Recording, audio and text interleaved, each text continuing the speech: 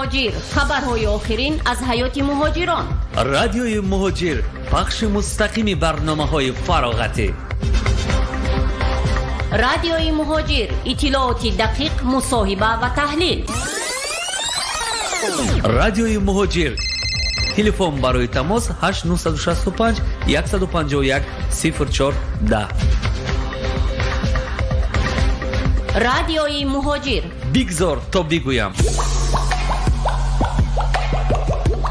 رادیوی مهاجر ما را میشنوند.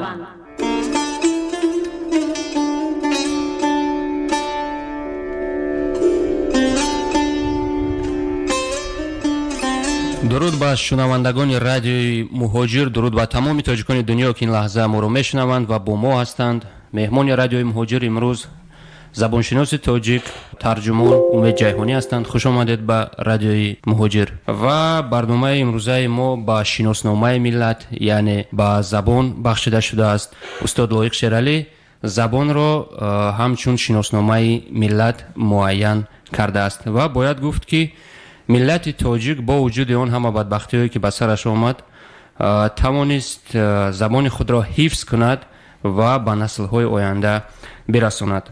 راوی برنامه امروزه من مهرزاد شریفزاده و همکسب من ماهرخسار رحیم میباشیم. در رفت برنامه فکر و عقیده روزنامه‌نگار تاجیک سعدی مهدی نیز اوهید زبان تاجیکان شنیده می شود. ما علاقه صحبت تلفنی داشتیم با روزنامه‌نگار تاجیک سعدی مهدی و پیش از آغاز نمودن صحبت درباره زبان تاجیکان با شما امید جیهانی یک سوال داشتم. جیهانی تخلص شما است یا نام اصلی شما، یعنی نسب اصلی شما؟ درود بر شما و بر شنوندگان رادیو مهاجر. جیهانی نام خانوادگی من هست. من شاعر نیستم، بنابراین تخلص ندارم. تخلص تنها شاعرها دارند و نویسنده ها. از قبول قانون جمهوری تاجیکستان درباره زبان 30 سال سپری شد. شورای عالی جمهوری تاجیکستان 22 ایول سال 1989 قانون جمهوری تاجیکستان درباره زبان را قبول نمود.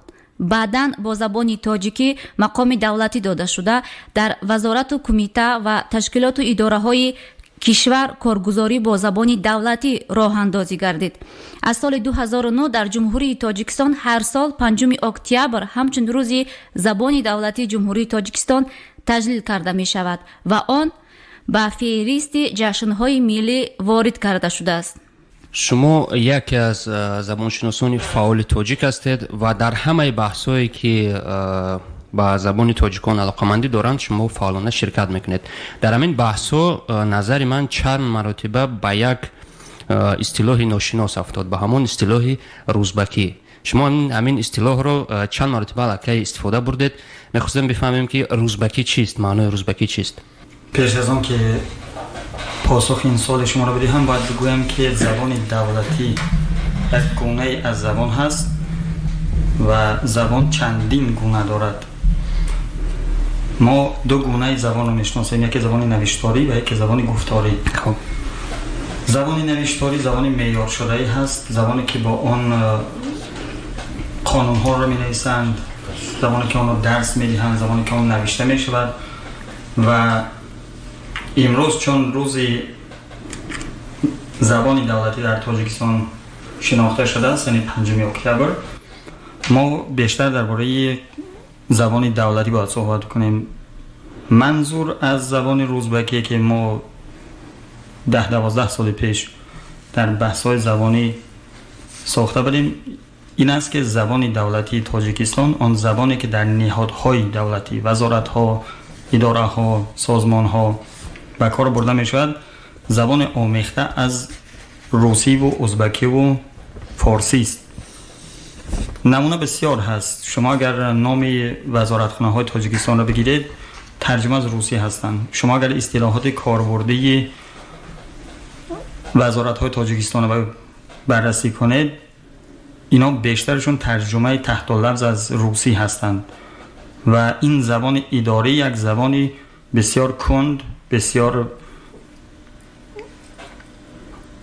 نازا هست. شما ببینید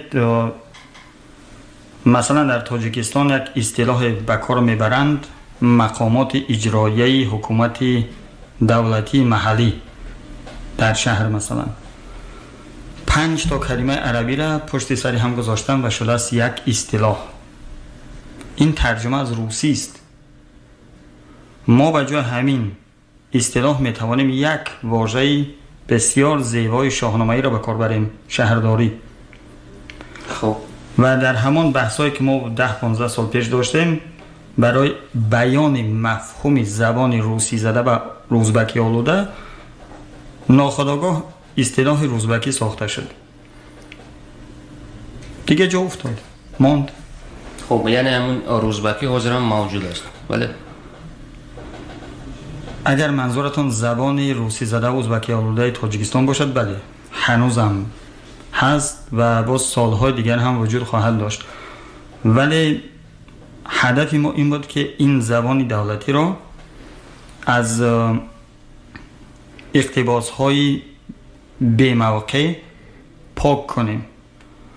شما مثلا زبانی نیروهای مسلح تاجیکستان را بگیرید بررسی کنید، تمامی درجه های نظامی تاجیکستان روسی هستند. چگونه میشود که در کشوری که شاهنامه دارد، مردمش 1000 و چند صد سال تاریخ دارد، اصطلاحات نظامیش، درجه های نظامیش روسی باشند؟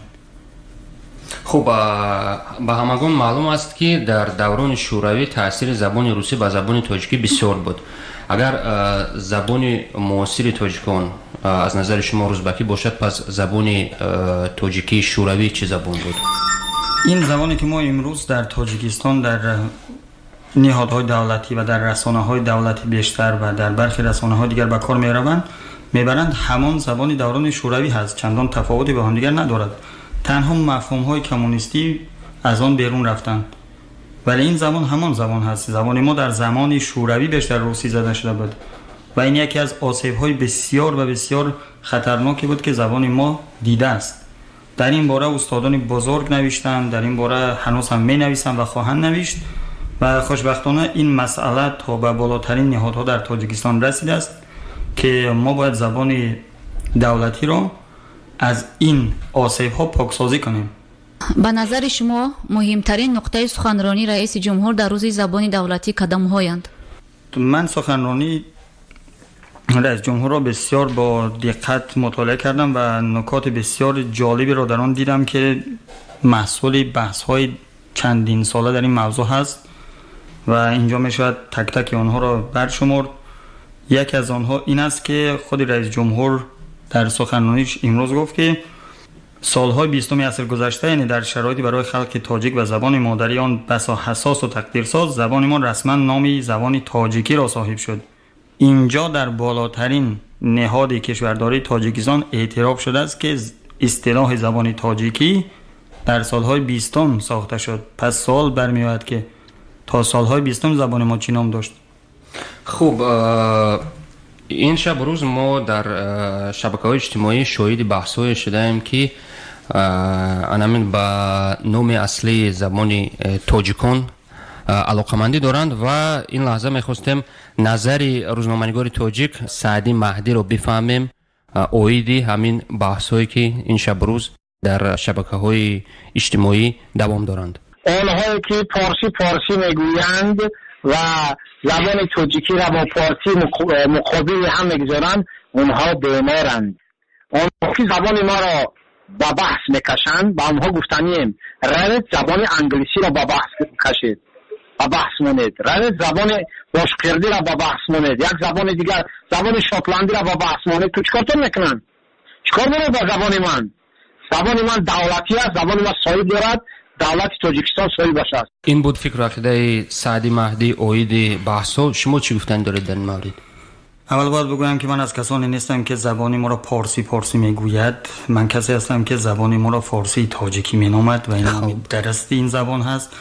دوم این که خودی رفیق سعدی مهدی زبانشناس نیست و روزنامه‌نگار هست و این بحث نیست که نظری وی اهمیت داشته باشد.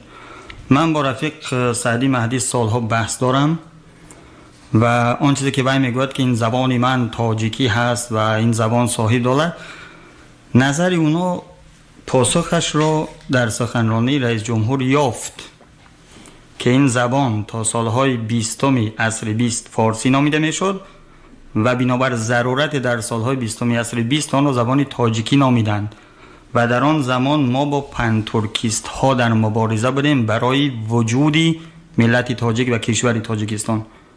امروز دیگر چنین نیاز برای پافشاری روی اصطلاح زبان تاجیکی نیست. ما کشور خود را داریم، مستقل هست، ما ملت خود را داریم، صاحب دولت هستیم، حکومت داریم، سرزمین داریم و ما امروز نیاز به این داریم که تاریخ ما و فرهنگ ما جامع در نظر گرفته شود. نه اینکه تاریخ ما را بیارند از سال 1924 شروع کنند، نه اینکه برای ما از سال 1928 زبان بتراشند، بلکه باید ببینیم که از کهن‌ترین زمانها و به ویژه از دوران حکومت سامانیان تا امروز ما یک زبان داریم، ما یک فرهنگ داریم و ما در یک سرزمین بومی هستیم. نباید ما تاریخ خود را دوپاره کنیم. دوران شوروی برای ما یکی از بهترین دوران در تاریخ من هست، ولی ظلمی که بر سری ما در این زمان آورده بودند او را هم نباید فراموش کرد. یکی از آنها همین بود که ما را از زبان 1100 سالمان بریدند. چرا مثلا گرجی ها را نتونستند خطشون عوض کنند، زبانشون دیگر چیز بنامند؟ چرا ارمنی ها را نتونستند؟ بلکه ما را آوردن در برابر ملت های نو ساخته شوروی گذاشتن. ما مردمی هستیم که 1300 سال پیش ملت شده بودیم. چگونه باشد که ما را آوردن در عصر 20 در قطار قرقیز ها، در قطار ازبک ها، در برابر ترکمن ها ملت از ما ساختن؟ ما نباید این تاریخی ساخته را بپذیریم. ما باید پافشاری کنیم که از زمان سامانیان و تا امروز تاریخ ما یکسان رفته است.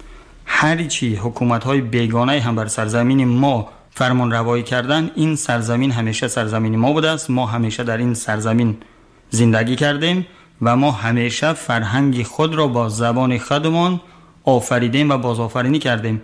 نظری که اونا میگویند که زبان تاجیکی دقیقا مخالف همین است. آن چیزی که میگویند زبان تاجیکی زبان دولتی هست، اگر ما بررسی کنیم زبان دولتی چی هست، در آغاز گفتم زبان دولتی تنها یک گونه کاربردی از زبان هست و آن زبان کارگزاری دولت و نهادهای هان است. این زبان سراسری نیست. این زبان ملی هم نیست. این گونه از زبان ملی هست. زبان ملی ما 1300 سال تاریخ دارد. همین زبان امروزی که ما صحبت میکنیم 1300 سال تاریخ نوشته دارد. چگونه رو ما 70 سالش کنیم؟ در ماده 2 سرقانون جمهوری تاجیکستان گفته شده است که زبان دولتی تاجیکستان زبان تاجیکی است. و این لحظه میخواستم فکر و عقیده سعدی مهدی رو اوید نام اصلی زبان تاجیکان بفهمیم. یعنی زبان ما تاجیکی است یا پارسی؟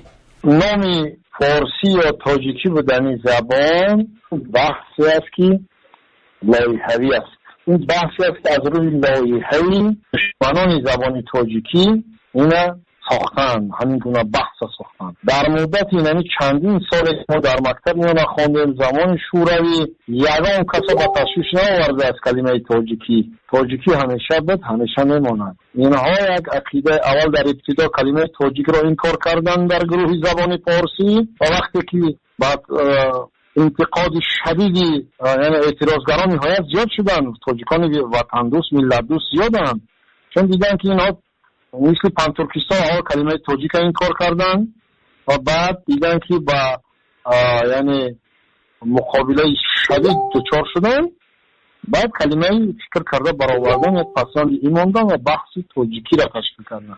خب هیچ وقت تاجیکی معنای انکار فارسی را ندارد. خب ما یگان وقت فارسی را انکار نکردیم. ما برتریت ما از گروه دشمن تراشی زبان فارسی این است که این گروه دشمن تراش زبان فارسی، اینها زبان فارسی ما را دشمن میتراشند. گروهی هست که با مقصد اختلاف افکندن بین تاجیکان، گروه است که مردم تاجیک میخواد با دو سنگر جدا کند تا در وقت مناسب این دو گروه جنگ کنند با دیگر. مقصدشون فقط همین است. چرا مثلا زبان انگلیسی را در بحث نمیماند؟ چرا زبان انگلیسی را در بحث میماند؟ چرا زبان مادری ما را در بحث میکشد؟ زبان مادری ما اگر برای تو تنگی کرده است، برای میگو که ما زبان مادری ما تاجیکی نیست، مردم هم باید دو سنگر جدا نکن. زبان ما زبان تاجیکی است. تاجیکی معنی این کار فارسی را ندارد. ما همیشه فارسی در تاجیکی گفتیم 8 سال در گروه زبانی فارسی ما گفتیم که تاجیکی فارسی در این یک زبان است. هیچ وقت تاجیکی و فارسی در پرابلم نبود، مشکلات نبود. اینا تشکیل کردن. ما همیشه می گفتیم فردوسی شاعری ما است، شاعر فارس و تاجیک است و زبان فارسی تاجیکی گفته است. گرچه فردوسی کلمه دری را استفاده کرده است. در شاهنامه مثلا هم واژه فارسی است هم واژه دری است. هر دوشا فردوسی استفاده میکند. اما عجیبت کار در این است که روی زبان فارسی دری را انکار میکند. میگه دری نامی زبان نیست، این صفت زبان است.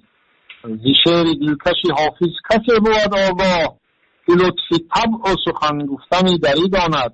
میگه حافظ سخن گفتنی دری آیا زبان نیست؟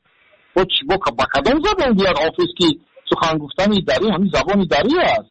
همین زبانی دری فارسی تاجیکی است. اما اینها به شرمانه کلمه دری را انکار میکنن، کلمه تاجیکی را انکار میکنن و کلمه فارسی را انکار میکنن. اونها فقط فارسی میگن با پیکی عرب های را فکر کردن، یعنی فارسی را انکار میکنن. گذشته چند ساله مردمی تاجیک همان گونه گذشته تاجیک انکار میکنن، یعنی همین زبانش هم انکار کردن دارن. خب نام اصلی زبانی تاجیکان چی است؟ نام اصلی و تاریخی زبان تاجیکان فارسی است. چون چرا ندارد؟ این بحثی که رفیق سعدی مهدی دارد با من نیست. من با گروه زبان فارسی هیچ نسبتی ندارم و جنجال آنها را که بررسی کردم، نه طرفدار سعدی مهدی با گروه دار دستش هستم، نه طرفدار زبان فارسی هستم. گروه زبان فارسی اینا یکیشون افراط کرده است، دیگرشون تفرید کرده است و هر دو طرفشون غلط کردند. زبان ما فارسی تاجیکی است. از دیدگاه زبانشناسی و گویی شناسی زبان کاربرده تاجیکان را فارسی تاجیکی می‌نامند. این واقعیت علمی هست. اگر خواسته باشیم زبان تاجیکی بگوییم و اشاره به قانون اساسی جمهوری تاجیکستان کنیم که در آن گفته شده زبان دولتی تاجیکستان زبان تاجیکی هست، باید بگویم که از سال 1989 تا 1994 زبان ما رسما فارسی تاجیکی نامیده میشد. پس قانون اساسی آنچنانی که ما گمان میکنیم که کانستانت هست، یعنی تغییر یابنده نیست، در تاجیکستان تغییر یابنده بوده است. سیاستمداران به خواست خود او را تغییر میدادند و ما باید از دیدگاه علمی این موضوع را بررسی کنیم. از دیدگاه علمی زبان ما فارسی است، گونه ای از زبان فارسی است. بله ما تفاوت گویشی با افغانستان و ایران داریم. با در نظر گرفتن این تفاوت‌های گویشی زبان ما را علما فارسی تاجیکی می‌نامند. این یک چیزی واقعیت علمی هست که باید زبانشناس باید تا اینا را درک کرد. نه سعدی مهدی زبانشناس هست، نه داریوش رجبیان زبانشناس هست. این بحثی که اونها راه انداختن در واقع به بنبست کشاندن جنبش فارسی خواهی ما بود و من 6 سال پیش از این بحث ها کنار کشیدم. ما کاری را انجام دادیم که در 10 سال گذشته هیچ کس انجام نداد. ما فرهنگی برخط زبان فارسی تاجیکی را راه اندازی کردیم.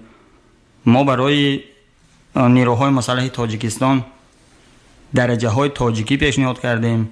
ما برای درجه های مخصوص وزارت کارهای داخلی تاجیکستان درجه های مخصوص پیشنهاد کردیم و بسیار کارهای عملی دیگری کردیم.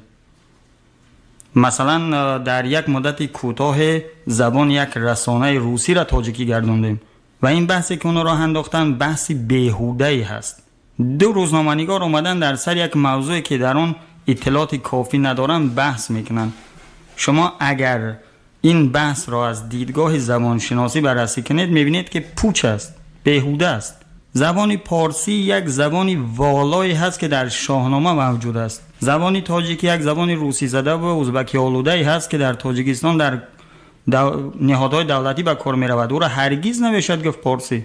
اگر ما خواسته باشیم این مشکل را حل کنیم، تنها راهی خیرات‌پذیر و علمیش این است که زبان خود را فارسی تاجیکی بنامیم و من گمان دارم در 1-2 سال آینده چنین خواهد شد. ما این موضوع را باید به همین سمت بکشانیم که این بحث‌ها دیگه تماماً برطرف شود و دنبال کارهای عملی بشویم. ببینید ما هنوز هم فرهنگ جامعه زبان معیاری تاجیکی نداریم. ما حتی زبان معیاری تاجیکی نداریم. کی گفته است که ما یک زبان معیار داریم؟ ما یک زبان ادبی داریم. زبان ادبی تنها زبان شعر است، زبان نثر نظم است، او زبانی سراسری نیست. ما در تاجیکستان هنوز هم فرهنگ‌های تخصصی در هر رشته از علم نداریم. داریم از زمان شوروی هستند. در این 30 سال گذشته علم بسیار پیشرفته است. مفهوم‌های نوی به وجود آمدن که جان همون مفهوم‌ها در فرهنگ ما. این کارا را کی میکند؟ به جای بحث‌های بیهوده باید این کارها را انجام داد. در کشور ما هستند جوانایی که در رشته فناوری‌های اطلاعاتی بسیار بسیار پیشرفتند. ما میتوانیم فرهنگ‌های آنلاین بسازیم. ما میتوانیم برای پیشبرد زبان خود بسیار کارهای کنیم. نه اینکه 10 سال بحث کنیم که زبان ما پارسی است یا تاجیکی. این بحث از ریشه و بنش بی‌معنی است. به این نتیجه باید برسیم که زبان ما فارسی تاجیکی هست و ما باید آن را از وامواژه‌های بیهوده و بیگانه پاکسازی کنیم. مثلا ببینید در تاجیکستان میگن اگنتی اویاتسیای گراجدانی، میگویند پروکوراتورای گنرالی، میگویند سود عالی و دیگر میگویند دکانی فاکولته ژورنالیستیکا، منظورم رفیق سعدی مهدی هست. دکانی فاکولته ژورنالیستیکا 3 کلمه بیگانه را با بندک اضافی ای با هم چسباندن، میگن زبان تاجیکی است. این زبان تاجیکی نیست، این همون زبان ازبکی است. و اگر میگفتن رئیس دانشکده روزنامه‌نگاری میشد تاجیکی. خوب، با قول زبانشناسان تاجیک نام زبان تاجیکی در عصر 20 پیدا شده است و میخواستم این لحظه بفهمیم که همین نام زبان تاجیکی چه اهمیت داشت برای تاجیکان در عصر 20. کسانی که بنیادگذار جمهوری تاجیکستان بودند در اون زمان با پنتورکیست ها روبرو بودند که وجودی مردم تاجیک را انکار میکردند. اونا شاید تاجیکای خشچشم ابروی سمرقندی و بخارای ما را دیده بودند که بادام چشم هستند، فکر کردن که اینها هم ترکای هستند که بر تأثیر زبان فارسی زبان شده اند. این نظرشون از بیخوبون غلط است. ما در سال 2019 دیگه پنتورکیست نداریم رو برمون. ما 28 سال شده از کشوری مستقلی هستیم. ما در 28 سال ملت شدیم یا شده استیم. این بحث ها دیگه معنا ندارد که در 70-80 سال پیش چی گپ شدن. من این نکته رو هم یادآوری کنم که پدر بزرگ من شیرینشاه شاه تیمور در سال 1929 با استالین روبرو شده بود، گفته بود سمرقند و بخارا رو به تاجیکستان بده، اینا شهرهای تاجیکی هستند. قرار بود در سال 1930 ولایت سرخندریا به تاجیکستان داده شود. در سال 1929 ولایت سغد دادن به تاجیکستان. او دوره ها گذشته است. ما امروز در یک دوران دیگری زندگی داریم. دیگه نه شوروی هست، نه فرمان روایی روس ها بر ما هست، نه دیگر اون دغدغه های 90 سال پیش داریم. ما امروز کشوری مستقل داریم، حکومت مستقل داریم و این موضوع رو تنها و تنها خود ما میتونیم حل کنیم. ما دیروز در سفارت تاجیکستان همایشی داشتیم، میزگیر در موضوع روزی زبان دولتی تاجیکستان و چندین زبانشناس برجسته روس در اونجا سخنرانی کردند و همه یک گپ رو میگفتند: تاجیکا باید خود سرنوشت زبان خودشون حل پس بکنن. دیگه اون دوران نیست که ما گوش کنیم دیگرها چی میگویند. یعنی با قول شما یگان مانع نیست؟ هیچ مانع نیست. اصلا روس ها کسی گمان کند که مثلا روس ها نمیخواهند که ما زبان فارسی بگویم، اصلا کار ندارن که ما زبان خودمون فارسی می‌نامیم یا تاجیکی یا دری.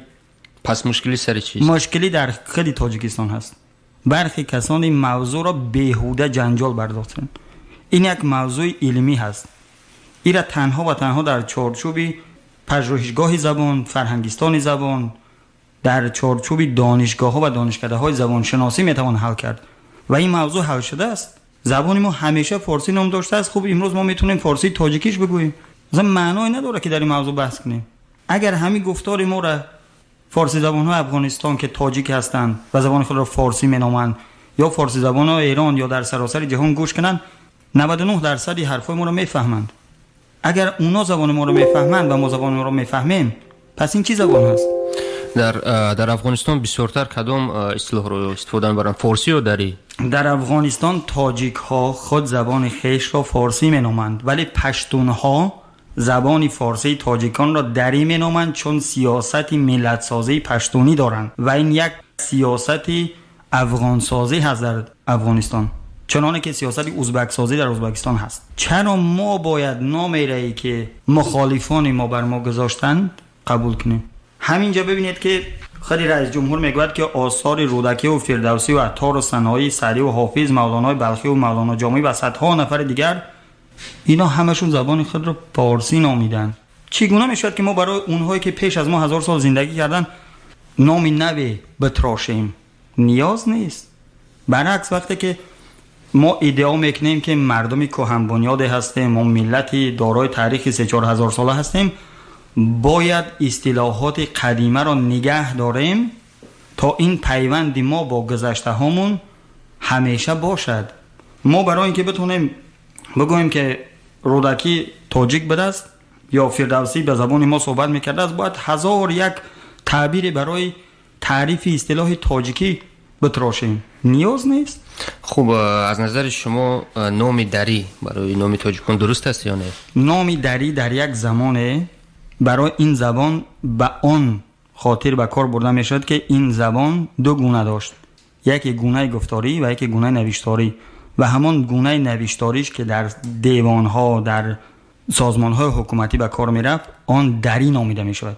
یعنی در دربار، در دیوان، در وزارتها، در سازمانها، در تشکیلاتهای حکومتی دری یعنی زبان دولتی. اما این را باید دانسته باشد که اصطلاح دری خود ریشه در همون پیش از اسلام دارد. این زمانی که ما امروز فارسیش مینامیم گونه تحول یافته از پارسی میانه هست که 1800 سال پیش زنده بود. دریگ در آن زمان و گونه دیوانی همین زبان گفته میشد، یعنی زبانی که در دربار و در سازمانهای حکومتی به کار میرفت. بعد از آنی که نیاکان ما مسلمان شدند و همین زبان فارسی میانه با آمیزش با واژه‌های عربی و واژه‌های سغدی، بلخی، خوارزمی، پهلوی دوباره به کار گرفته شد، اول در دربار صفاریان و در دربار سامانیان، همان نام کهنه پیشینش دوباره به کار گرفته شد. یعنی میگم فارسی دری، چون فارسی گفتاری هم بسیار بود. ما همین امروز هم فارسی بسیار داریم. فارسی دروازی داریم، فارسی حصاری داریم، فارسی خوجندی داریم، فارسی کلابی داریم، فارسی کابلی داریم، تا تهران تا هر جای دیگر. اینا همه گونه های گفتاری زبان فارسی هستند.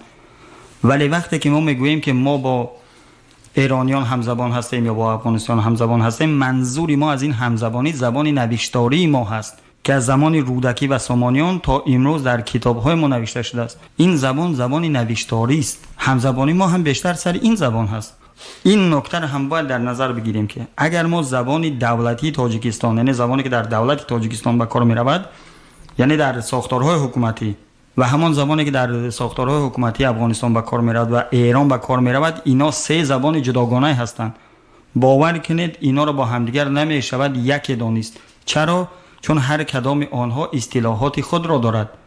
مثلا اصطلاح مقامات اجرایی حکومت دولتی ناحیه در ایران به کار نمی رود، در افغانستان به کار نمی رود. آن نامنگاری که در ایران به کار می رود در افغانستان ایران به کار نمی رود. زبان دولتی یک گونه از زبان هست. اگر ما زبانهای دولتی یعنی زبانهای حکومتی یا رسمی این سه کشور را با هم بسنجیم، اینا کمترین مانندی رو با هم دیگر دارن از روی اسلوبی نگارششون، ولی زبان نوشتاری ما و زبان گفتگویی ما کمتر با هم دیگر تفاوت دارد. ما نمیتوانیم و هیچ کس هم نباید بیاید گونه های کاربردی زبان را با همدیگر مقایسه کند و بگوید که نه اینا سه زبان جداگانه هستند. گونه های جداگانه یک زبان هستند. اینا بحث های زبان شناسی هستند. اینا را در تاجیکستان کمتر کسی سرفهم می رود.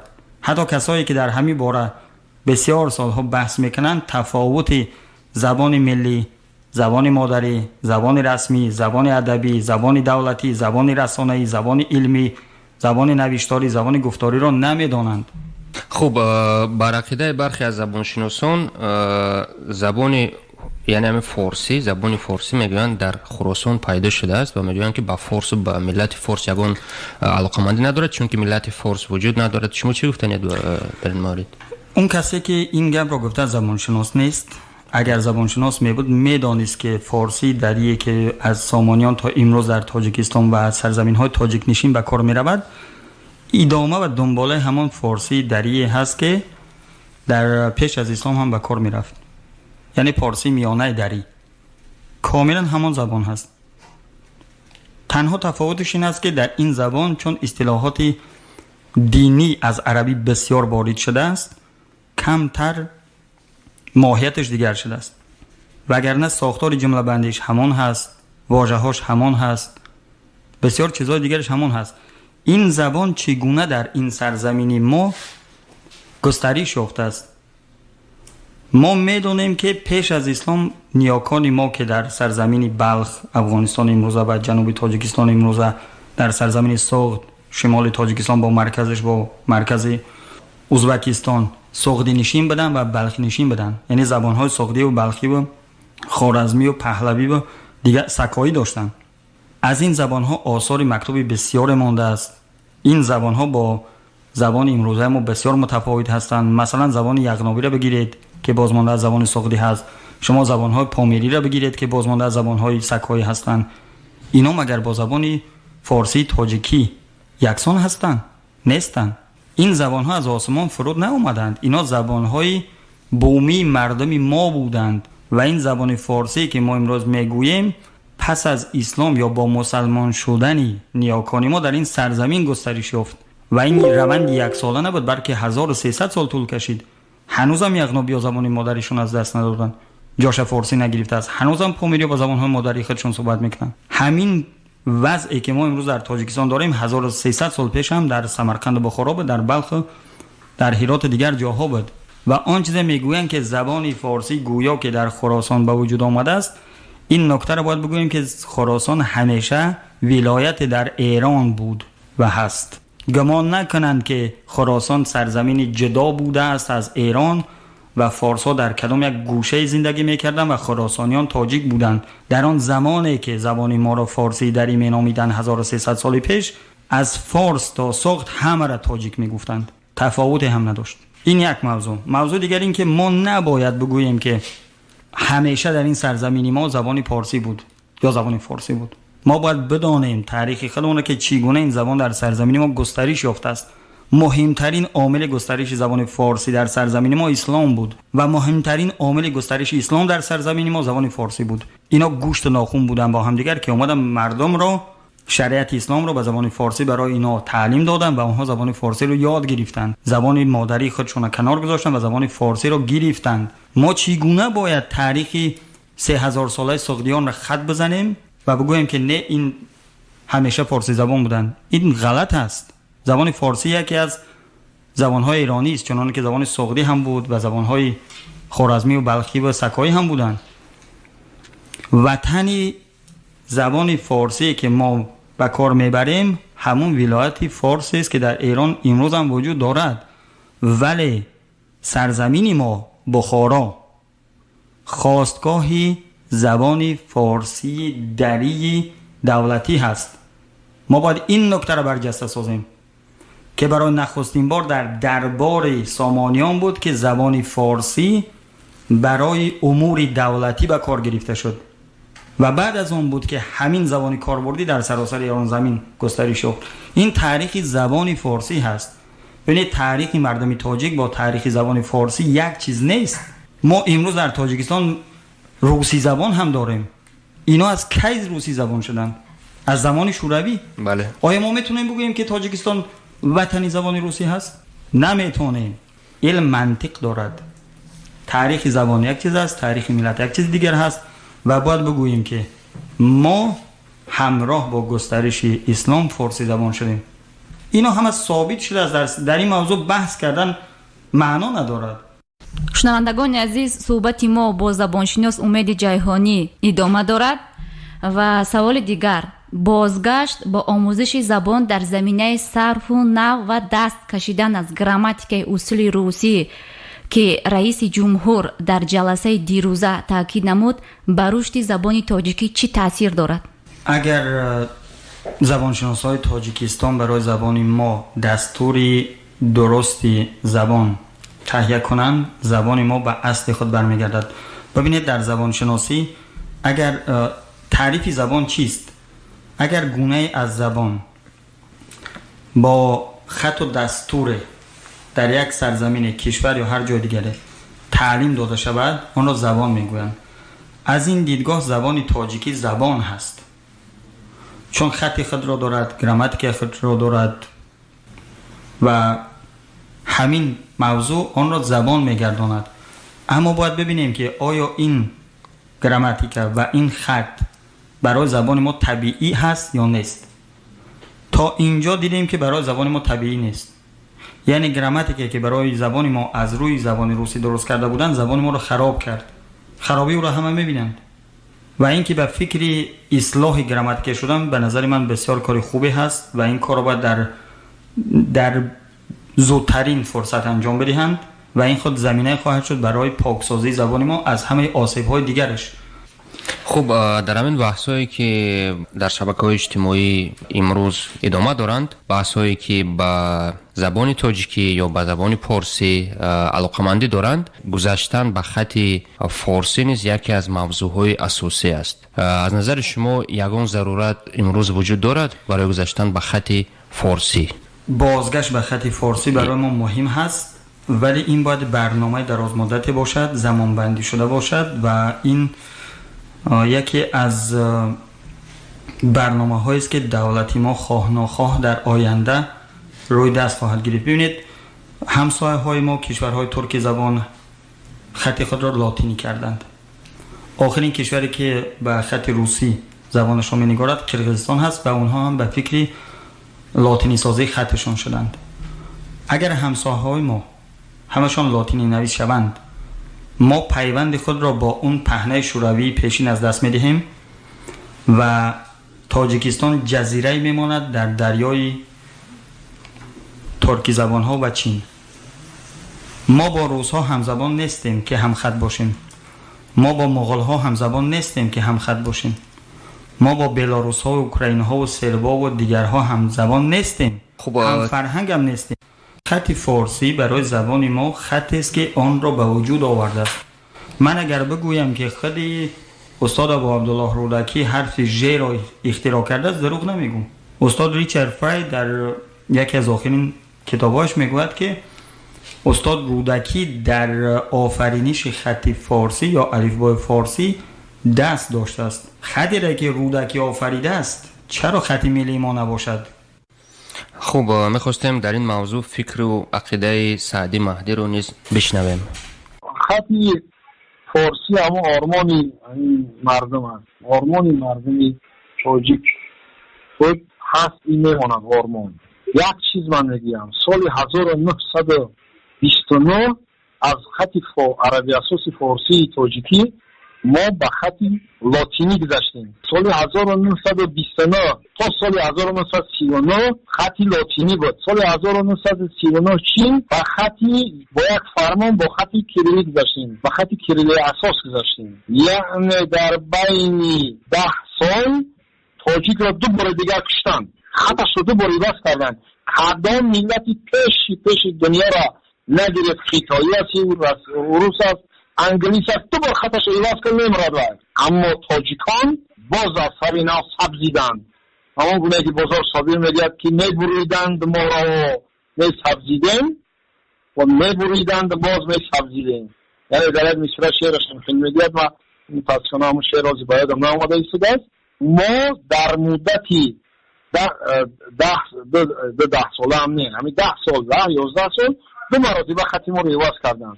اکنون از بین انا که 70 سال گذشت. از سال 40 حساب کنیم اینا تا حاضره انا 80 سال میشه، نزدیک 80 سال میشه که ما به خط کیریلیم. خط فارسی تاجیکی خطی است که خطی از کودکی تا استاد عینی را به همین خط می نوشتن. خب این خطی است که گذشتگان ما با این هزارها اثرها ایجاد کردن و امروز با خط کیریلی خط بیشترین آنها برگردانیده شده است. مردم خب در یک دوره قرار دارد که در 70 سال زمان شورای وابستگی از روسیه بود. بعد از روسیه مثلا ما استقلالت به دست آوردیم، یعنی گرچنده که ما جدا شده باشیم هم، اما جنگ شهروندی که با سبب‌های همین گوناگون در تاجیکستان راه اندازی شد و او برنامه دادیم، مردم همین جنگ باز در بدر مهاجر دردون، همون گونه شما رادیوی مهاجر تشکیل کردید و همین مردم بر روسیه رفت. اکنون تصور کنید که خطی همین مردم اگر به خط روسیه درست نمی بود، یعنی هم از جد شهادتنامه و هم از جد پاسپورت شناسنامه که به روسیه می روید دیگر اگر با همین روسیه مطابق نمی بود، چقدر با مشکلی زیادتر واسه همین مهاجری بیچاره می اومد. از بس که خطی ما که یک بود، مردم هم زبان روسی را می دانست، همچه زبانی این مادری در زمان شوروی که حساب میشد، مردم همه رو به روسیه آورد. این چیزایی هستن که واقعی هستن. این فقط رقم‌های واقعی رو نمیشود این کار کرد. نمیشه رفت در انگلیا نشسته تمام مردم دیگر را به نظر نگرفت. این مردم با همین خط، با همین چی، با مثلا در روسیه رفتن و پیوسته نباشه با خط فارسی میبود، اگر کم در کم مثلا افغان و ایرانی با روسیه هست، من نمیگم نیست هست، لیکن کم در کم با سبب ندانستن خط زبان دیگر نمیتواند که به روسیه برود. خب بگوید فکر و عقیده‌تون رو، مرحمت. این که خطی ما و خط روسا هم ریشه هست به این معنا نیست که اینها یک زبان هستند.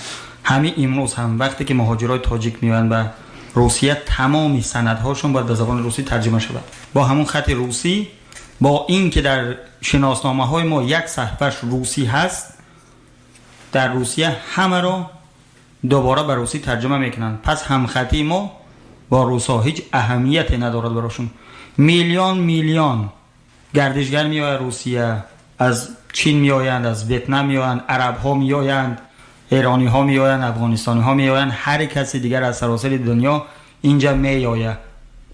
با خطهای گوناگون شناسنامه و گذرنامه های آنها نوشته شده است، هیچ مشکلی ندارند. اینه که ما خطمون با روس ها یکی هست گویا تفاوت دارد. نه در آموزش زبان روسی برای ما یاری میدهد، نه در زندگی در روسیه برای ما یاری میدهد، نه هیچ برتری برای ما ندارد. شما خود اینجا زندگی میکنید و بارها دیدید برای یک پتنت چگونه شما رو سرگردان میکنن. امروز مردم تاجیکستان طرفدار گذاشتن به خط فارسی است؟ در این زمینه هیچ کسی نه نظرسنجی کرده است، نه پژوهش کرده است و این بحث‌ها هم بحث‌های نظری هستند بیشتر.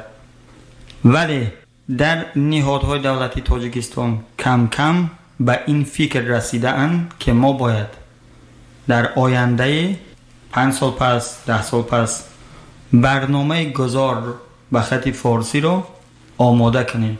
ما به این نتیجه رسیدیم ما بخش از یک جهان فرهنگی دیگری هستیم. با اینکه در 70-80 سال همزیستی با روسا فرهنگی ما هم روسی شوروی شده بود، ما بخش از روسیه نیستیم. نه هنری ما بخش از هنر روسی است، نه فرهنگی ما بخش از فرهنگ روسی است، نه زبان ما گونه از زبان روسی است. ما هنوز هم خود را همچون ملت تعریف نکرده ایم که ما کیستیم. اگر ما تعریف کنیم که ما کیستیم، به این نتیجه میرسیم که ما باید دوباره همون سیاستی رو که سامانیان 1100 سال پیش به دست گرفته بودن و یک ملت به وجود آوردن، باید همون راه را دوباره برویم. خب بیاید فکر و عقیده سعدی مهدی رو نیست بشنویم این لحظه. اگر که یک باره به خط مثلا فارسی بزنیم، به خط فارسی گذاشتن اما گونه‌ای که بسیاری عقیده دارن که این یعنی خود را یک نوع آغوش آخوندهای ایران پرتافتن است. حرفی بعضی ها از همی است.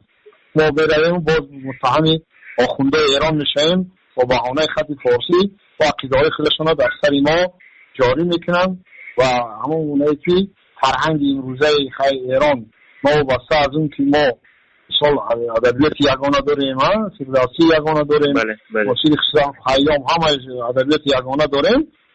با وجودی همه این ترس این مردم از آن است که باز با همون آخوندهای ایران تابع میشویم و باز با آغوش اونها میفتیم.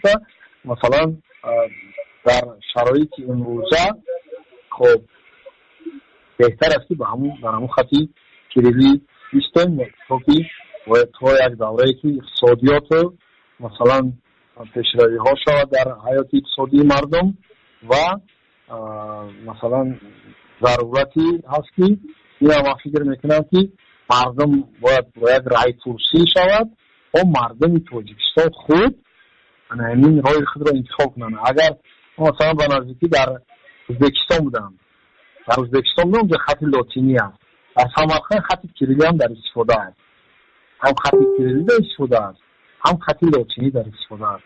اگر از پیشنهاد کنن که خط لاتینی بذاریم تو با ازبکستان و قزاقستان یک شویم، فکر میکنم که اینش هم برای ما قدر منفیت نداره، زیرا که موازی با همین خطی بهترش با همین خطی کلیدی استیم تا هم جنبه های سیاسی هم اقتصادی دیگر رو باید مبینابت بگیریم. مرحمت فکر عقیده شما رو میشنویم این لحظه. این گفته که گویا گذار به خط فارسی تاجیکان را در آغوش آخوندهای ایرانی می‌افکند از بیخ به پای است. آنش که به مذهب تشیع یا شیعه میل دارد به خط فارسی هم به گذار تاجیکستان به خط فارسی هم خودش در 3 روز خط فارسی را یاد میگیرد و میرود ادبیات مذهبی اونها را میخواند و چنین کسان در تاجیکستان و بیرون از آن در همین مسکن بسیار هستند. ولی موضوع گذار یا بازگشت تاجیکستان به خط فارسی نباید به هیچ کشور دیگری حتی اگر همزبانمون باشد پیوسته شود. این موضوع سیاست دولت جمهوری تاجیکستان باید باشد و نه با راه رای پرسی از مردم، بلکه با راه پژوهش‌های علمی و آینده بینی بررسی شود تا دانسته شود که اگر ما به خط فارسیمون برگردیم برد میکنیم یا باخت. تنها با این راه است که ما سود زیان این گذار را خواهیم دریافت. این که ما باید ادبیات گذشته خود را دریابیم دلیلی برای بازگشت به خط فارسی نیست. ما از اون ادبیات بهره نبردیم یا بسیار بهره کمی بردیم. امروز شاهنامه را در تاجیکستان کی میخواند؟ امروز دیوان حافظ را در تاجیکستان کی میخواند؟ کمتر کسی. ولی با همین زبان ما، با همین خطی تاجیکی ما در اینترنت نه کتابی بسیار هست، نه اطلاع در دانش‌های امروزی هست، نه درباره دیگر رخدادهای هست. ما حتی خبرگزاری‌های هم که اخبار جهان را بدهند به همین خط خودمون نداریم. ولی با خط فارسی ترابایت اطلاع در هر زمینه هست. شما هر زمینه را بگیرید در اینترنت به خط فارسی در آن اطلاع پیدا میکنید. چی دین باشد، چی مذهب باشد اگر کسی میل داشته باشد، چی ادبیات، چی علوم دقیق. یعنی شما گفتنی هستید که خط فارسی برای رشد علم تاجیک مساعدت میکنه؟ بله مساعدت خواهد کرد، ولی در صورتی که برنامه‌ای باشد که این خط را همراه با دستور زبان فارسی از کودکستان ها و از مکتب از صنف 1 تا 11 و در دانشگاه ها نیز درس بدهند. یعنی برنامه آموزش زبان فارسی در تاجیکستان راه اندازی شود. تنها در اون صورت ما میتونیم این زبان رو چنان یاد بگیریم که بتونیم از دستاوردهای همزبان هامون بهره بریم. این برنامه بسیار پیچیده هست، برنامه هست که باید کارشناسان روی اون چندین سال کار کنند. من کمتر در این زمینه خودم جستار و پژوهش کردم، به این نتیجه رسیدم که نه به تنهایی و نه با 10-15 کس این کار شدنی نیست. این را باید پژوهشگاه زبان، این را باید دولت تاجیکستان با نهادهایش برنامه داشته باشند که بتوانند خط تاجیکان را فارسی کنند اگر نیاز به آن باشد. من نگفتم و نمیگویم که ما باید یک شبه به خط فارسی برگردیم. ما بلشویک نیستیم چنین کار کنیم، این کار خیرت پذیر هم نیست، بلکه باید در پی پژوهش چنین نتیجه گرفته شود اگر نیاز به چنین کار باشد. ولی گذار به خط فارسی این معنا را ندارد که ما همین زبان روسی زده و ازبکی آلوده خود را به خط فارسی بنویسیم، او با همون می شود، بلکه باید دستور زبان را هم اصلاح کرد، چنانه که رئیس جمهور در صحبتش تاکید کرد. از نظر شما خط سیریلیک دشوارتر است یا خط پارسی برای نوشتن؟ برای داننده زبان یا برای زبانور هیچ خط مشکل نیست. هیچ خط مشکل نیست. شما زبان روسی را یاد گرفتید.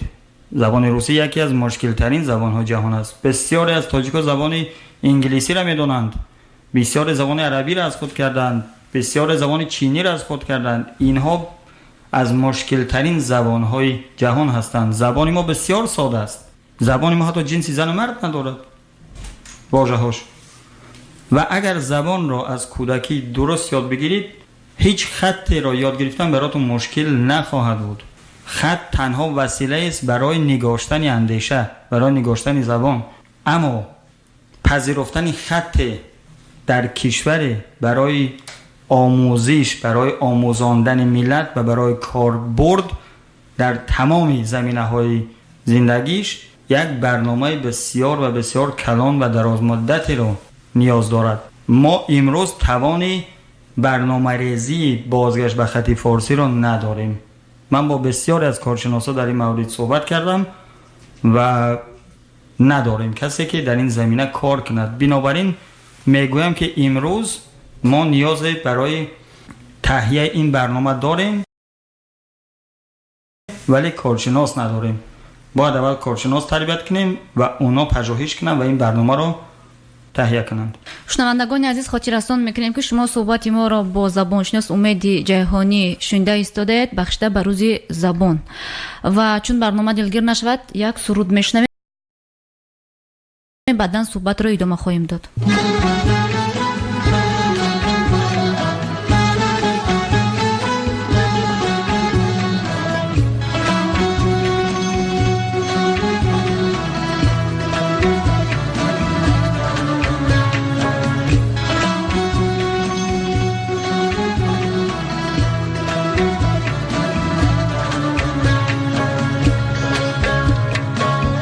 هرچی او از مال دنیا داشت، خطه‌ای بلخ و بخارا داشت، سنتی والا و دیوان داشت، تخت سامان داشت.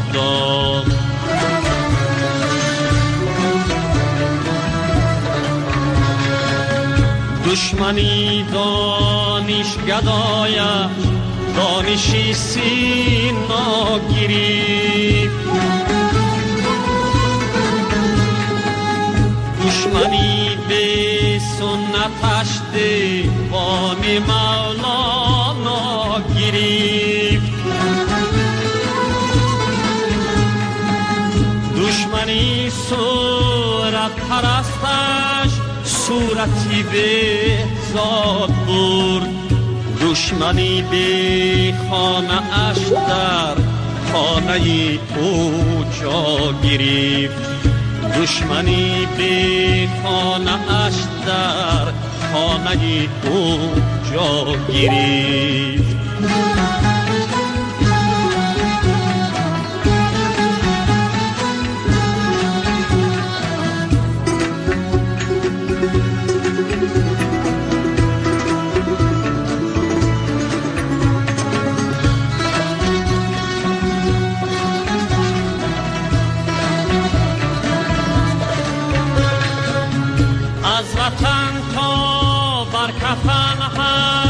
بود و نابودش کی بود بر وطن قلب و کفن قلب بنده ها بخشید و داد از وطن تا بر کفن خود را ادا کرد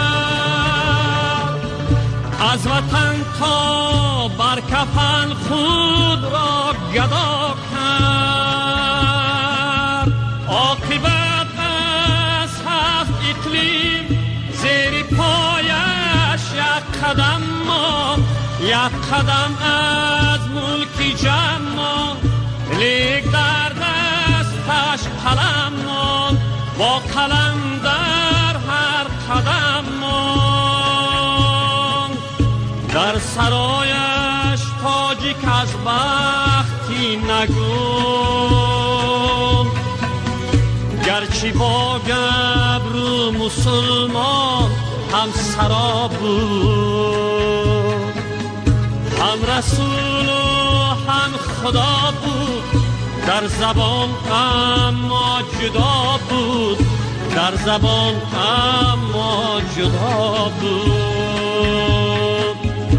هم رسول هم خدا بود در زبان اما جدا بود در زبان اما جدا بود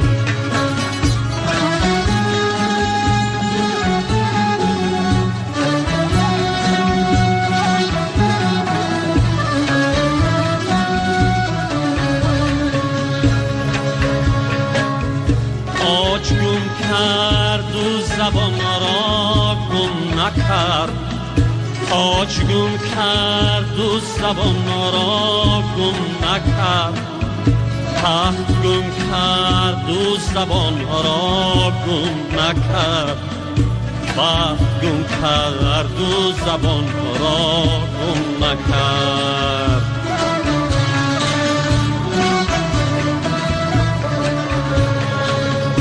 در حد و سرحد شناسی جهان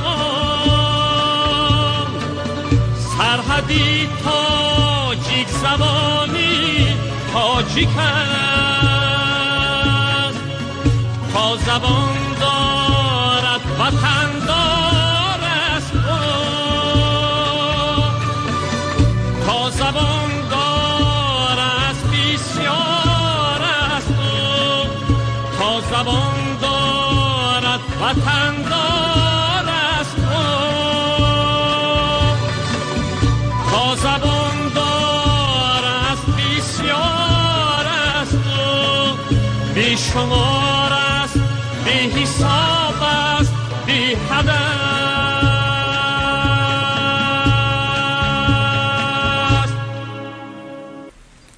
بار دیگر درود شنوندگانی عزیز شما صحبتی ما رو با زبانشناس امید جیهانی شنیده ایستاده است و سوال به شما امید جیهانی شما چند پیش به وطن سفر داشتید از این سفر چی تاثیرات برداشتید و وضع زبان مادری چگونه دریافتید 20 سال پیش مردم چگونه صحبت میکرد چگونه حرف میزد و حالا چی باید بگویم که در این 15 سال گذشته زباندانی مردم بیشتر شده است یعنی در شهر دوشنبه مردم بیشتر به زبان تاجیکی صحبت میکنند و روسی گویی کمتر شده است اما خیلی زبانی مردم بسیار آلوده است بسیار آلوده است با یک زبان صحبت میکنن که سرنوگش رو پیدا کردن بسیار مشکل است برای کسی که در اون محیط زندگی نکرده باشد و پیامدهای این پدیده رو چگونه ما باید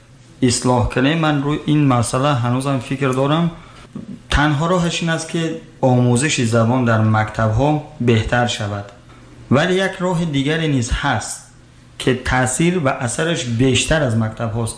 رسانه ها، تلویزیون. اگر در تلویزیون تاجیکستان در شبکه های مختلف برنامه های خوب داشته باشیم در هر موضوعی که مجری برنامه ها با زبان سفته و شیوای صحبت کنن، مردم نیز از اونها پیروی خواهد کرد و زبانشان سفته خواهد شد. ما تأثیر و اثری رسانه ها رو هنوز هم نادیده گرفتیم.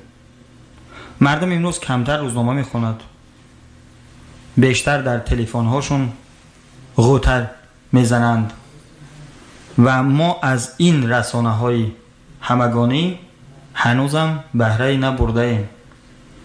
یک موضوع دیگری که من در تاجیکستان دیدم این است که شهر دوشنبه کپی از مسکو است. شما نام هایی که در روسیه براتون آشنا هستند در تاجیکستان هم میبینید. اینجا رستوران شکلات نیست است، در دوشنبه هم هست. اینجا فروشگاه شاتور است، در دوشنبه هم هست. یک گونه هجرت زدگی دیده می شود. این نکته را هم باید یک جای یادآوری کنیم که مهاجرت تاجیکان به روسیه اثری بسیار منفی بر زبان داشته است. در این باره بعدم مفصل هم میتونیم صحبت کنیم. اما همین یک نکته خودش که تأثیر روسی بر زبان تاجیکی بیشتر شده است نادیده پیداست. خب شما در مسئله نامگذاری گفتید. سوال دیگر، نامگذاری شهر و دیه ها یکی از مسئله های مهم می باشد. به اندیشه شما هنگامی ساختن نام ها باید کدام خصوصیت ها بینابد گرفته شود؟ من همیشه از نامگذاری در تاجیکستان انتقاد کردم و به ویژه از نام های چون ناحیه به نام بابا جان غفوروف، ناحیه رودکی، ناحیه به نام میر سعید علی حمدانی و دیگر انتقاد کرده ام. این نامش رو نمیدونم چی بگویم. این نامگذاری نیست. ما هرگز در تاریخمون چنین نامهایی نداشته ایم. ببینید اگر مثلا اسد سامانی شهری را آباد کرده بود، آن شهر را نامش را اسدآباد میگفتند. اگر مثلا اسماعیل جای را آباد کرده بود را اسماعیل آباد میگفتند. مثلا ناحیه رودکی میدانیم که تخلص ابو عبدالله جعفر از نام زادگاهش است. رودک نام جایی است با افزودن پسوند نسبت ای جای نام رودکی به وجود آمده است. حالا ما ناحیه را رودکی نامیدیم. مردم این ناحیه را چی بنامیم؟ رودکیگی؟ بله، چون عینیگی داریم. ما مردم ناحیه میر سعید علی حمدانی را چی بنامیم؟ تاجیکا یک سوال خوب دارن، نه بچه یک جا میشه او چی بگه؟ ای جیگر میر سعید علی حمدانی؟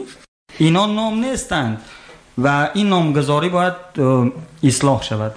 خب یک موضوع دیگر هم بود، مثلا نوشتن که ناصر خسرو در اجرای نقشه دعوت سربازان پیش قدم شد. در کدام مقاله بود؟ بله یک چند صبح. مگر ناصر خسرو کارمندی و این کمت است؟ این چی نامگذاری است؟ کی همین نامو را فکر کرده است؟ اینا گمان کردن اگر ما یک سرزمینی را به نام یک شاعری بنامیم یادش در خاطره مردم جاودان می شود. ما 1300 سالی کارا را نکرده بودیم، نامشون در همیشه در یاد ما بوده است. نباید کارا کرد. یک روز ما مجبور می شویم که ناحیه اینی را فلقر بنامیم، چنانه که همیشه بوده است. ناحیه ناصر خسرو را یک نام قدیمی براش پیدا کنیم و در این موضوع ساعت ها می شود صحبت کرد. من آخرین بحثی که در این باره داشتیم سری تغییر نام شهر قرغانتپه بود. از کجای نام باختر را آوردن گرفتن گذاشتن به یک شهری که صدها هزار اهالی دارد. نام زیبایی که سربند داشتیم گرفتن پرتافتن نام ازبکی لیوکنت بر آن گذاشتند. همان شهری سربند باید سربند میماند. قرغان تپه را باید لیبکند مینامیدند. یک ناحیه که باختر نام داشت کوشانیانش نام کردند. باید کوشانیان باشد. من دیدگاهم را در این باره بارها و بارها نوشته بودم، از جمله به خود کمیته زبان و اصطلاحات تاجیکستان هم پیشنهاد کرده بودم. فهرستی از جاینامه‌های غلط را براشون تهیه کرده بودم که حتما باید نامگردان شوند. میدانم که هزینه دارد، میدانم که مردم را سرگردان میکند. به این خاطر میگویم که هزینه اصلاح جاینامه‌های غلط را باید از کیسه رئیسان ناحیه ها، شهرها و جماعت ها پرداخت کنند تا یک بار خودشان ببینند که مردم را چگونه سرگردان کردند تا دوباره این غلط را نکنند. ما فرهنگ نامگذاری خود را داریم. بسیاری از شهرهای باستانی آسیای مرکزی نامهای تاجیکی دارند. پایتختی همه کشورهای آسیای مرکزی نامهای تاجیکی دارند. مثلا آستانه که نظربایوفش کردن یا نور سلطانش کردن، یک کار خنده آوره. باید خدا را شکر که اون دعاهایی که من قزاق‌ها را میکردم گرفتن. تاشکند نامی تاجیکی هست، اشقاباد نامی تاجیکی هست، کابل نامی تاجیکی هست، تهران نامی تاجیکی هست، باکو نامی تاجیکی هست. دیگه چی میخواهید؟ خب بسیار از شهرهای هندوستان نامهای تاجیکی دارن. الله آباد دارن، اله آباد دارن، احمد آباد دارن، حتی عباد آباد دارند. یک نام انگلیسی رو با پسوند تاجیکی آباد پیوند زدن شده است نام تاجیکی. ولی ما در تاجیکستان چی داریم؟ شهرکی به نام سیراج‌الدین ایسایف. این مگر نام است؟ این را باید یا سیراج آبادش میکردند یا عیسی آبادش میکردند یا سیراجیه. ما روش های نامسازی زیبایی یعنی داریم. نام شخص رو ما استفاده برده میتوانیم ولی با روش های نامسازی تاجیکی. مثلا ناحیه رودکی را اگر مرکز آن را رودکی شهر می نامیدیم، ناحیه رودکی شهر نامی درستی تاجیکی است. پس شخصانی که در آنجا اقامت میکنن آنها رو رودکی شهری. رودکی شهری. بله. شما در مورد ناحیه میر سید علی همدانی گفتن این بود سابق بود ناحیه مسکو. من فکر میکنم که از ناحیه مسکو که به ما هیچ ربطی ندارد میر سید علی همدانی خوبتر و زیباتر است. این نام نیست. ناحیه میر سید علی همدانی نام نیست. چرا؟ اشتر به قطار است.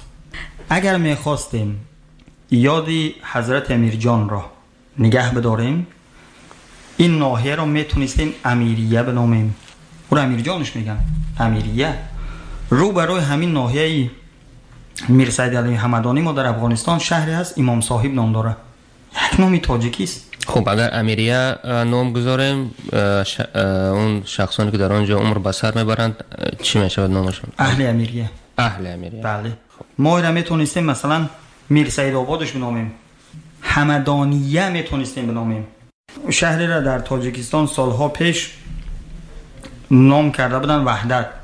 وحدت نامی درست نیست. وحدت مفهوم انتزاعی است، ابسترکت است. اگر وحدت آباد می نامیدن درست بود. یک ناحیه رو در تاجیکستان نامیدن دوستی. اگر دوستی آباد می بود درست بود. دوستی غلط است. اما وقتی که مثلا وحدت آباد مونیم، این معنای چی را دارد که وحدت آباد کرده است؟ بله. یعنی این شهر از وحدت مردم یا ملت و دولت آباد شده است. ولی یک نامگذاری خوب در پامیر شده بود. یاد داشته باشد یک دهه رو در پامیر سیل زد و چون با یاری و پشتیبانی رئیس جمهور اونجا را آباد کردند، نامش را گذاشتن رحمان آباد. دقیق ترین و درست ترین نام است. شما پیشنهاد کرده بودید که نام تاجیکستان با توران عوض کرده شود. نه، من چنین پیشنهادی نکرده بودم. این در یک صحبت های بود و شوخی هم بود. شوخی است. بله. اما از آنجایی که همسایه های ما این نامی باستانی و شاهنامه‌ای سرزمین ما را از خود کرده میخواهند، ما میتوانیم اگر چنین نیاز داشته باشیم کشور خود را توران هم بنامیم. اراده ندارد. سرزمین ما در یک زمان از دورانی بگیرید 1000 300-400 سال پیش تا میانه های عصر 20 توران نامیده میشد. همون سرزمین امارت بخارا در آثار ادبی ما، در آثار جغرافیایی ما، در بعضی از تاریخنامه ها و جنگنامه ها توران نامیده شده است. هنوز هم نامی توران و دشت های توران در ازبکستان و ترکمنستان و قزاقستان هست. ما میتونیم در اون صورت ببینید ما یک کار دیگری خوبی هم میکنیم. ما امروز یک مفهومی که درباره اون کمتر فکر شده است ولی ما ناچاریم در این باره بگوییم، این است که مجموع شهروندان تاجیکستان که یک ملت را تشکیل میدهند چی نامیده شود؟ ملت تاجیک یا تاجیکستانی؟ هنوز در این باره کسی فکر نکرده است. در قانون اساسی تاجیکستان نوشته شده است ما خلق تاجیکستان. خلق مفهومی سیاسی نیست. این ترجمه از روسی است. موی نرا تاجیکستان خلق مفهومی سیاسی نیست، مفهومی مردم شناختی است.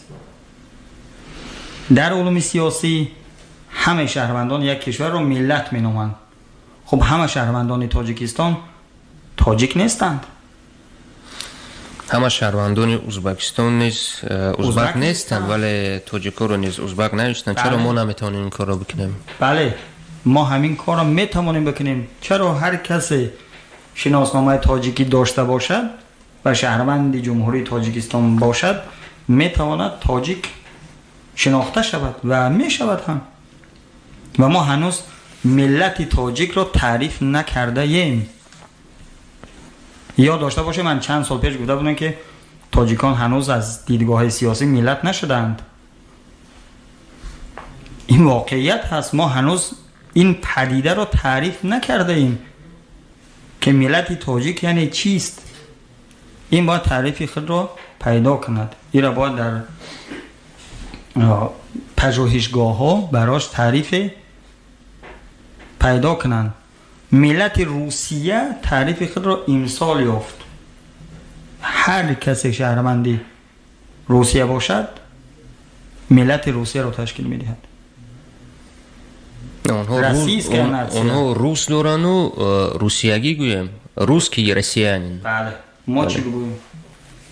This sound is processed by StereoTool. Go to stereotool.com. ما برای دیگه را کاری نداریم که اینا خود را چی می نامند. در زبان ما این کشور روسیه نام دارد و اهالی آن را هم اهل روسیه میگوییم یا روسی. اگر از ادبیات خودمان بگیریم ناصر خسرو روس‌ها را روسیان گفته است. نه من منظورم اما تاجیکا را ما چی بگوییم؟ بله تاجیکا. ما تاجیکا را چی بگوییم؟ روسی زبان های تاجیکستان یک مفهومی تاجیکستانیت برای ما تراشیدند. بله. ولی ما بس کهن‌تر از کشورمان هستیم. کشور ما 90 ساله است ولی ملت ما 1300 ساله است. ما در این همه 1300 سال چی نام داشتیم؟ تاجیک. و هر کسی هم که در این سرزمین ما زندگی کرده است و زبان ما را، فرهنگ ما را از خود کرده است او هم تاجیک میشه. ما باید این تعریف را دقیق کنیم. تاجیکستانی برابر میشد با پاکستانی، با افغانستانی. اینا کشورهای نوی هستند. ما نیست کشورمان نو است ولی مردمی ما کهن بنیاد است. کهن بنیاد درست نیست. کشور کهن بنیاد میشد. ما مردمی قدیمی هستیم. خب ولی اگر مثلا برای مثال اگر کشوری ما توران نامیده میشد در همون زمانی که تشکیل کردن تاجیکستان رو، در آن صورت تمامی شهروندان این کشور تورانی نامیده میشدند. خواه تاجیک میبودند، خواه ازبک میبودند، خواه روس میبودند، خواه قرقیز، قزاق و هر کسی دیگری هم باشد. و در تاریخ هم دقیقا همین بوده است. وقتی شما میخوانید این نمیتواند خطر باشد به من نام تاجیک. شما بسیار از آینده تاجیکستان نگران هستید. میترسید که اگر ما این مردم را دیگر نام کنیم یا این کشور را دیگر نام کنیم و از میان میرود. نه ترسه، نه شما بترسه، نه سعدی مهدی بترسد، نه کسی دیگر نترسد. این مردم را مغول ها نتونستن نابود کنن، دیگه هیچ کس هم نمیتونه نابود کند. ما مردمی سخت جانی هستیم. ما را نتونستن نابود کنن. نترسه، ما فرهنگی ما یک فرهنگی هست که اگر خوب از آن بهره بگیریم بیگانه ها را در خود حل فصل میکند. شما از چی میترسید؟ رادیوی مهاجر، خبرهای آخرین از حیات مهاجران. رادیوی مهاجر، پخش مستقیم برنامه‌های فراغتی. رادیوی مهاجر، اطلاعات دقیق، مصاحبه و تحلیل. رادیوی مهاجر، تلفن برای تماس 8965 151 0410. رادیوی مهاجر. بگذار تا بگویم.